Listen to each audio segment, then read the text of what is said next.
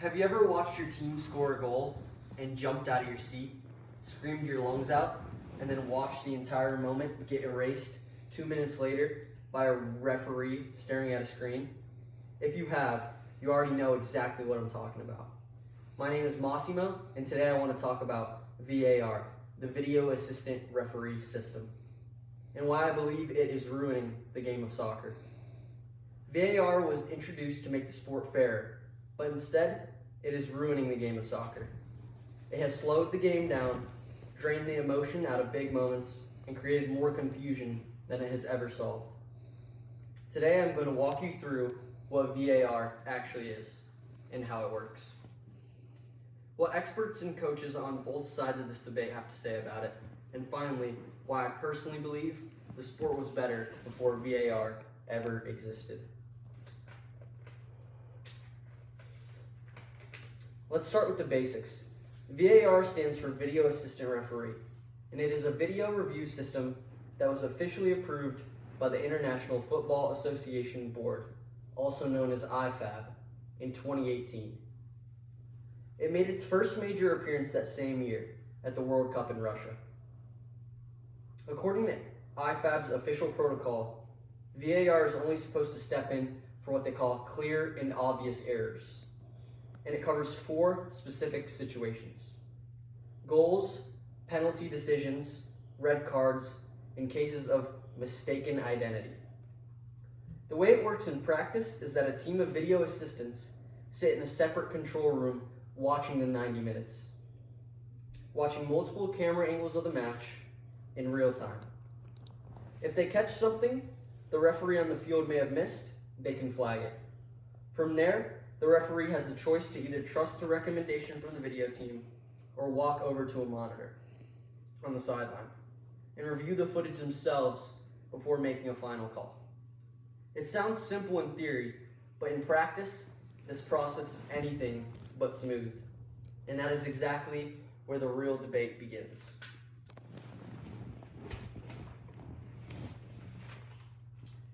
Now, there are 2 sides to this argument, and it would not be fair for me to pretend otherwise.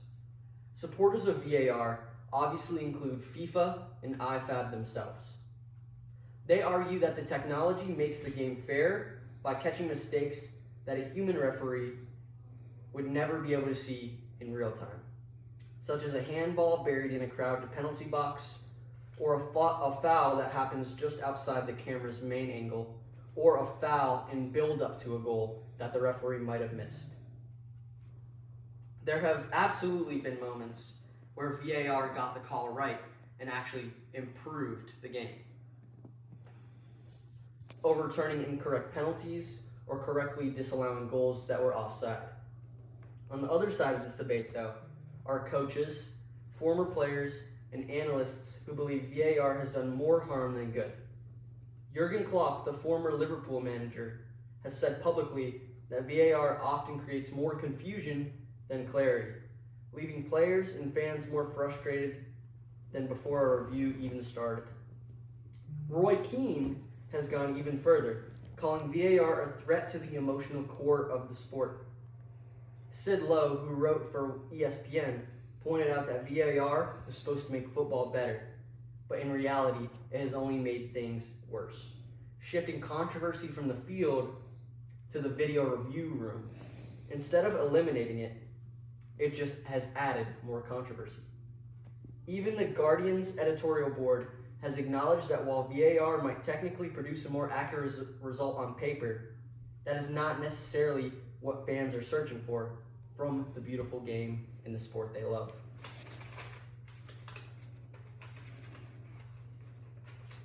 Beyond what the experts have said, the controversies themselves tell the story just as clearly. Take the 2022 World Cup, where Japan's goal against Spain was allowed to stand only after a VAR review that took several minutes, with replays showing the ball appearing to cross the goal line by what looked like millimeters, a call that sparked outrage and disbelief from fans watching around the world. In the Premier League, Liverpool had a legitimate goal against Tottenham wiped out in 2024 due to VAR communication error, a mistake that the Premier League itself later admitted was incorrect. But by then, the result could not be changed. These are not isolated incidents.